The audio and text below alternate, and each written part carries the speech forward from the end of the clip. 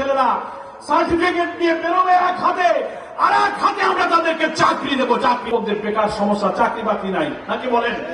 বিল ডাকাতিয়া, বিল বাদুড়িয়া, ঘোষড়া, এই মধুগ্রামের বিল, ছবাড়িয়ার বিল, এই যে সালাতিয়ার বিল, প্রচুর বিল, সব জলবদ্ধ। চিংড়ি চাষ, ক্ষেত খামার, ফসল নষ্ট।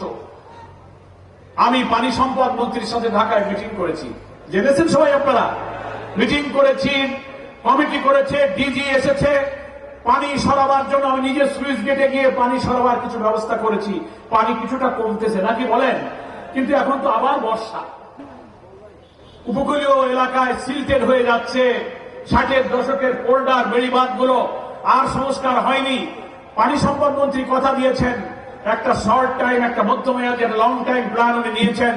কয়েক হাজার কোটি টাকায় এই বিল এলাকার জলাবদ্ধতা নিরসনের মহাপরিকল্পনা নেওয়া হচ্ছে। এখন তো অন্তর্বর্তীকালীন সরকার, রাজনৈতিক সরকার না আসলে এত হাজার হাজার কোটি টাকার পরিকল্পনা বাস্তবায়ন করা কঠিন। ইনশাআল্লাহ যদি আমরা সরকারে যেতে পারি, এই বিল ডাকাতিয়া সহ সকল বিলের জলাবদ্ধতা নিরসনের মহাপরিকল্পনা আমরা ইনশাআল্লাহ বাস্তবায়ন করব।